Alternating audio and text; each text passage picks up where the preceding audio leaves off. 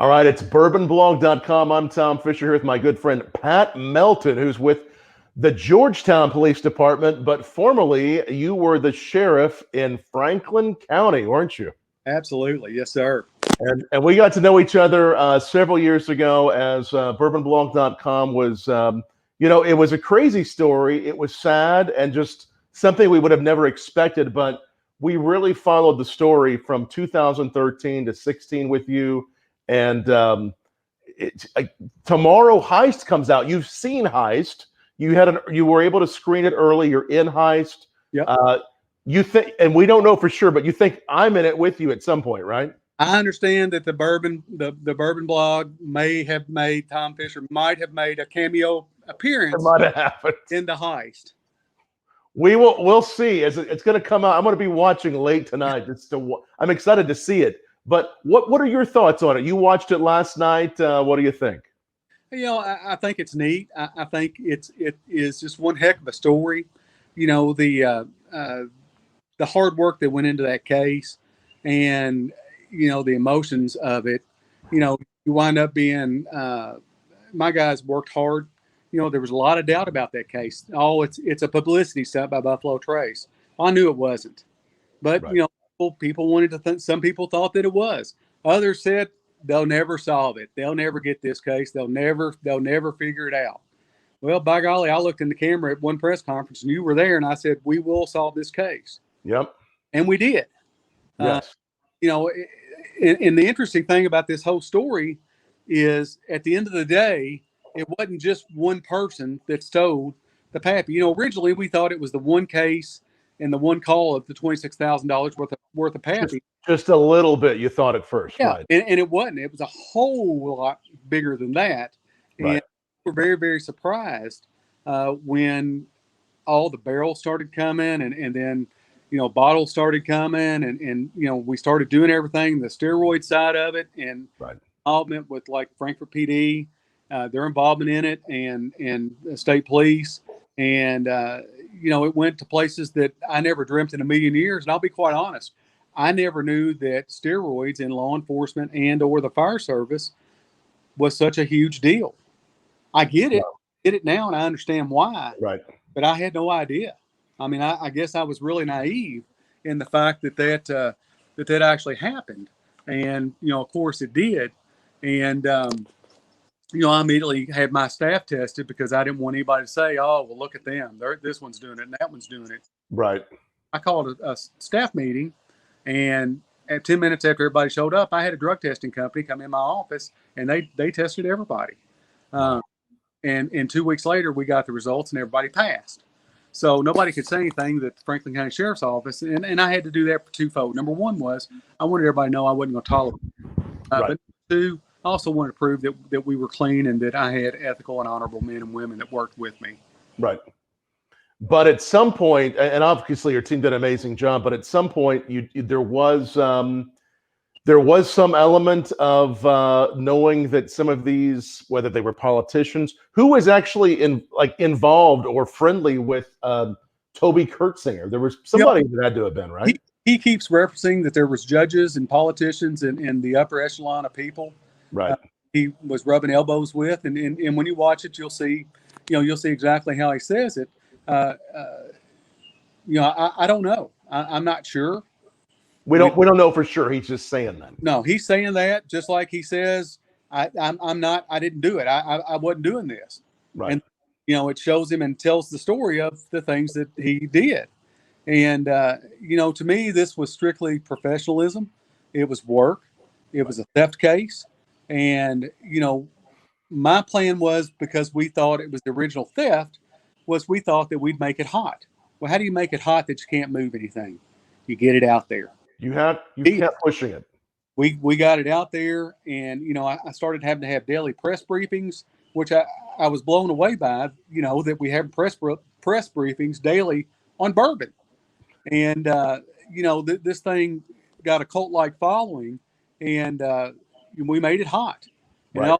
And the phones start ringing, and we start getting tips, and we went all over the place with tips, looking and working these tips and places to go that, hopefully to get a break and catch a break or get lucky.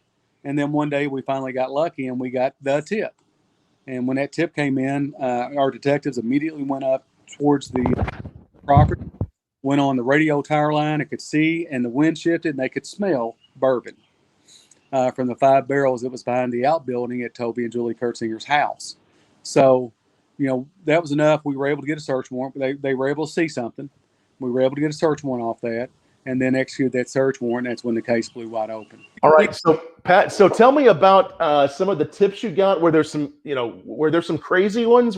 How was it when you got tips? We had so many that came in from all over the country. It was phenomenal. One of them was that all got loaded on a tractor trailer and went to New Orleans. That wasn't true. We had another one about the principal in Bardstown, right? who was an avid bourbon guy, right? And he bought and sold for his own use, and we were able to prove that, and he cooperated. It was that wasn't true, but we chased down a lot of leads and a lot of tips, but ultimately we had the tip that we got lucky on. Now, I remember that day when you called me and told me. I was just, would you have thought, and again, for all those watching, if you haven't gone back in the Bourbon Blog archives, I'm going to put a link down below, whether you're watching on YouTube, Facebook, that links to the whole story. But if he wouldn't have made it so open, could it have potentially been more difficult to find him? Oh, absolutely. Absolutely. The tipster was spot on with what they sent us. And, we got lucky, but he had somebody mad and they got him. Yeah. And that's the thing when you're doing the things and you're not supposed to be doing them, you can't afford to make the enemies because somebody will drop a dime on you, and somebody did. And it turned out that was a very valid complaint. Or very valid tip for us, and it broke everything wide open. Broken. Yep. So you all just went in and you found the bourbon, and then so much more unfolded. Was it at that point you realized? Yeah, we did we wound up. We took his phone, did search warrant there, got the 5 barrels. We wound up recovering a total of 27 barrels of bourbon. Wow. And then we had I think 27 bottles or whatever it was on the bottles, however many we recovered, and. They just kept coming in. I'll never ever. A couple of the neatest things during this investigation in the case was the Wild Turkey master distiller came down and drilled a hole in one of the barrels. As soon as he drilled the hole, he said, "That's Wild Turkey 101." Wow. He smelling it and watching it come out. He knew exactly what that was. And they had really obscured the stamps and the markings on those barrels. So you really couldn't tell what it was, but he knew, and they were taking him to the lab to test to make sure that it was. But it was interesting because, by golly, he knew. He knew. And to me, that was just amazing. And then the other thing was when Buffalo Trace came down, when we were getting ready to have a press conference, decided we pushed it off because we recovered a stainless steel barrel. And then wound up they had 7 more missing or 6 more missing besides the one we got. And I'll never forget the look on that poor guy's face. He turned white as a ghost. And you could tell he was sick at his stomach, and I felt sorry for him. But Buffalo Trace is such a generational employer in our community. They do great community events, great community things.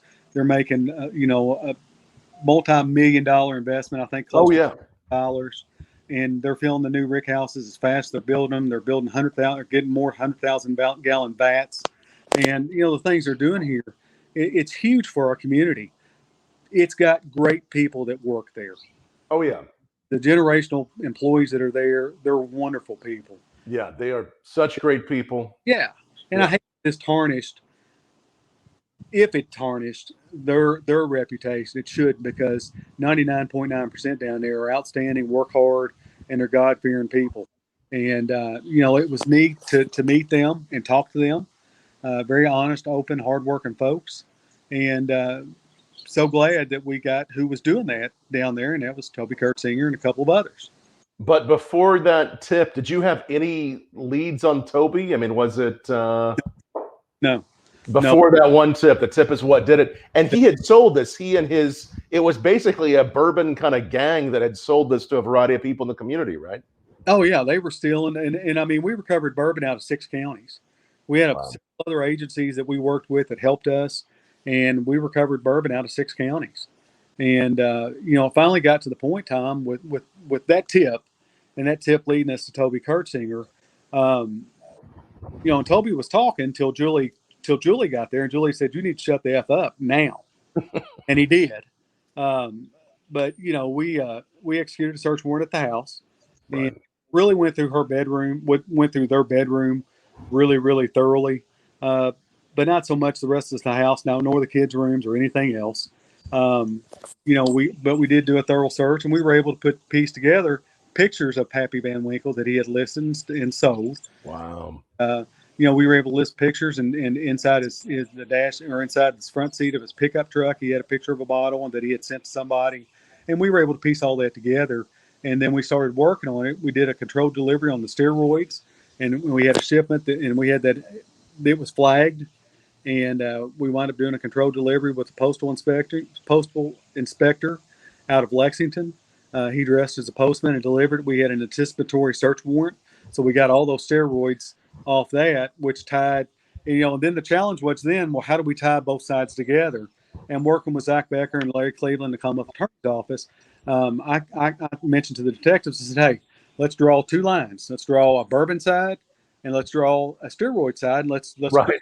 see how they interact. And I think I showed you that whiteboard. Yeah. Toby Curtsinger was the one you went after. I mean, as we all know, and again, if we're talking about the Netflix documentary Heist coming out tomorrow, which is July 14th, you'll see he got 15 years, only served 30 days. Did anybody, the other characters in the story, get anything? Nope. So here's the question. Simply your opinion. Of course, you're the retired sheriff. You're not the you were enforcing the law, but not making the laws. Was that justice for him to only get 30 days? How did that happen? Tom, we did our job. Right. That much. We did our job. We did. It wasn't personal. It wasn't. I didn't. Sure. Body. We investigated a case to present the facts. Right. Those facts were shocking when it comes as so much bourbon that was stolen. Right. That was kind of an eye-opening experience. But we did our job. We did what we're supposed to do, and I've got to believe that the courts would do what they needed to do, and for whatever reason, he got shock probation in 30 days. A lot of people, he doesn't think he did anything wrong. I think today he still believes he didn't do anything wrong. Right. It's just helping people by fulfilling their shipment with fulfilling those orders. Yeah, and thousands of dollars. With that said, he doesn't think he did anything wrong. We pointed out some corruption within other agencies and problems, and at the end of the day, we solved a case that most people didn't think we'd solve. That most right, you did. Done, and my men and women did fantastic. I mean, the teamwork across state lines with other agencies and everything else. I mean, all we did was make some calls, and man, I mean, everybody helped. It was everybody wanted to help. Everybody was angry that, and I was too, at the fact that so much good bourbon could go missing, and then at the end of the day, understandably, none of us got to drink any of it, did we? I did my best. I was hoping that we could make some good come out of it. It just, right. I understand. And I wanted to try to do a charitable auction and try to raise money for some good charities. Right. And, obviously we wasn't able to do that, I think. And I understand why, and it makes perfect sense. And I think that was probably the right call, even though it was disappointing. Right. Are there any artifacts of the bottles in any museums? I mean, is there anything left over from this at all? Not that I'm aware of. All destroyed. The only thing that would be left would be any bottles, or they even sold it in moonshine jars, didn't they? Yeah, they filled up because some of the barrels had disintegrated. But yeah, as far as I know, everything has been destroyed. Now, I don't know that 100% for sure because obviously I got beat and left office. But sure. as far as I know, everything has been destroyed, or it was supposed to be. It was supposed to be destroyed. It's possible that whoever bought that bourbon, 10 years ago, whatever it might be, might hang on to it. But as far as what you all could get, you're confident that you got anything out there that was out there. I think it got to the point that, 27 barrels of bourbon, X number of bottles of bourbon. I think it got to the point that how many more barrels do you need to make the case? Right. And we offered people, people were granted immunity working with the Commonwealth Attorney's Office. There were people offered immunity for bringing and writing statements, including one of the guys that stole quite a bit of Pappy. Quite a bit of Pappy. Well, and we hope this won't happen again. I mean, the distilleries, their security, I think all of them in Kentucky, even elsewhere from what I hear, has gotten tighter, right? Yeah, and it needed to. It's a shame this had to happen. Right. It's a shame this had to happen, but it's very unfortunate. But yeah, I think security has changed at all the distilleries, and it's tighter and it needed to be, and that's a good thing. 99.9% of employees are honest and hardworking. They're going to do sure. And there's always one in any profession that's going to do something to ruin it for everybody else, and that's a shame. So many great men and women that are employed by distilleries in Kentucky. I mean, obviously, it is such an important part. Kentucky's booming right now. The Bourbon Trail, yes, Franklin County, Nelson County, all these new distilleries that are popping up. This definitely, of the last 15 years we've been doing BourbonBlog.com, was the most popular story ever. I think it still is. Really? If you heard today, if somebody told you after this Netflix documentary came out that Toby Curtsinger was starting his own bourbon brand, what would you say? Good for him. It's hopefully nobody does to him what he did to Buffalo Trace. Right. Yeah, no, I just was wondering if that's ever going to be a possibility. Were you? I mean, again, you were shocked that he got 30 days, right? I mean, that you were a little shocked. I was. We had kind of heard that was going to happen. You heard that was, yeah. Don't necessarily agree with it, but that's not my decision. It's not my call. That's for the judge, and the judge will have to answer to the public for why that happened. A lot of people think, oh, it's just bourbon. It didn't hurt nobody. Well, it's still a theft. It's a lot of dollars that went into solving the case for you. I mean, it was a lot of resources, understandably. 110 Buffalo Trace employees. 110. That eats up a lot of time with 2 detectives. Yeah. Oh, yeah. Plus all the other stuff that we did, recovering it, working it, and everything else. Law enforcement's not cheap. Right. It costs money to put gas in cars, to pay salaries, to pay overtime. Sure. All that costs money to do. And, it would have been nice to be able to recoup some of that time and money that we had invested. But, we didn't, and we still solved the case and did great. So, you guys did amazing. I mean, truly, we came down there. We wanted to help you as many times as we could, put the information out there. And you and I became friends as a result. Yeah. I mean, I think it brought some people together that otherwise wouldn't have been, which was good. Indeed, you had asked, I think, earlier about some of the neat things. Actually being able to meet you, and it's rare that you click with somebody that you have fun with. Yes. Job and you were one of those folks that really just, thank you. You truly care about the bourbon and the bourbon industry in Kentucky and across our country. And it was neat to meet you and be a part of it and to interact with you, because you always made it so much fun. Thank you. Took the seriousness off my mind. Right. Well, I appreciate you made it fun too, and you and your team really, you really worked hard at it, and we commend you for that. And hopefully this documentary on Netflix that's coming out honors all those men and women that help support you and yourself. If you were to say, I mean, again, it's, as you mentioned, it's Hollywood. It's a documentary, but at the end of the day, this is a film. What's your favorite part of the documentary, and maybe what's your least favorite part? Well, I think the least favorite part, I think Toby and Jeff Abrams say some things that are not correct.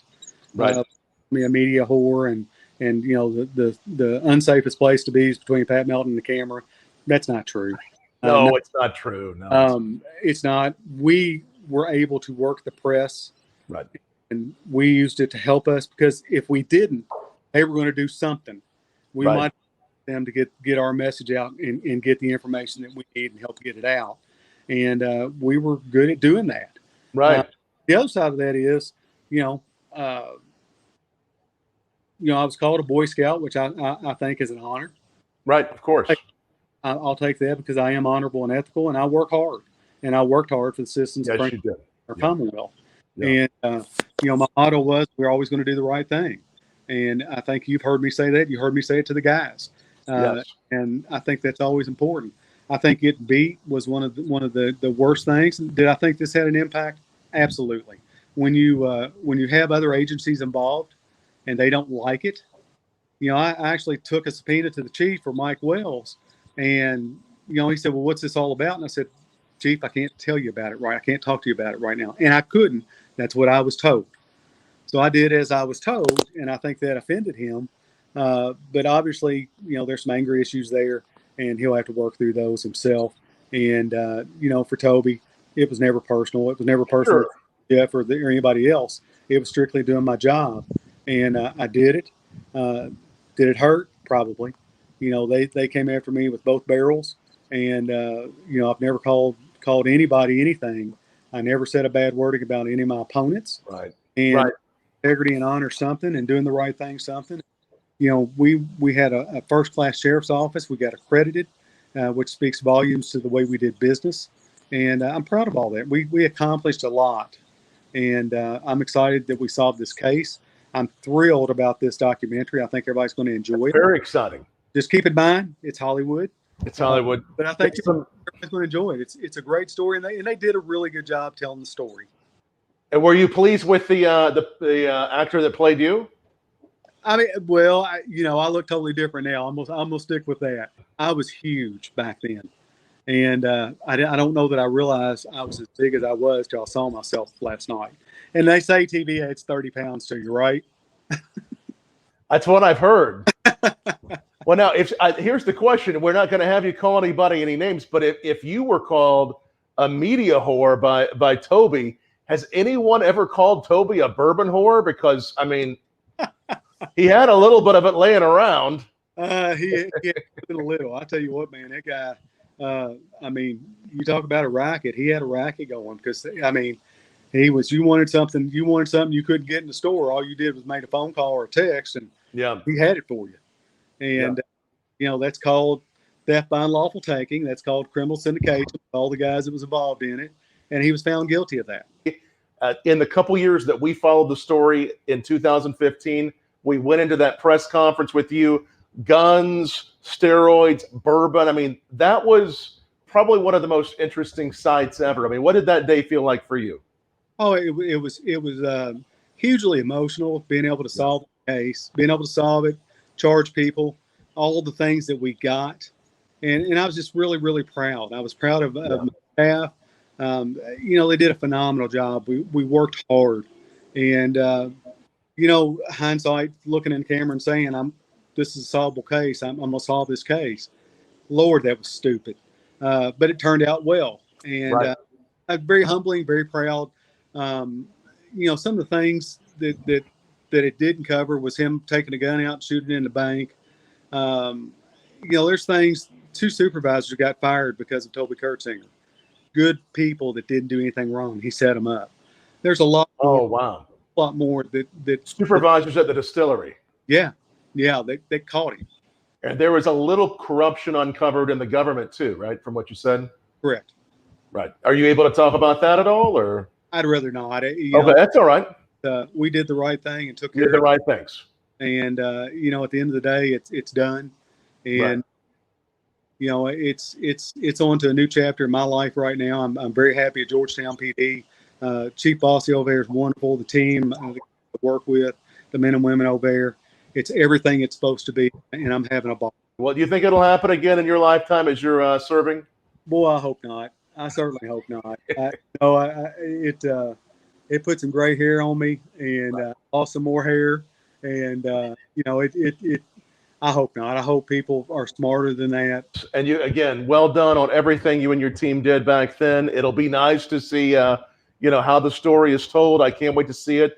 on Netflix. And again, it's out overnight. If you're watching this, I'm going to post this tonight, but if you're watching this going into the day of Wednesday, July 14th, watch this. It's produced, from what I understand, by a company called Dirty Robber from LA. And I can't wait to see what it's all about. And there's a couple other in the series that I think are about other heists that happen too.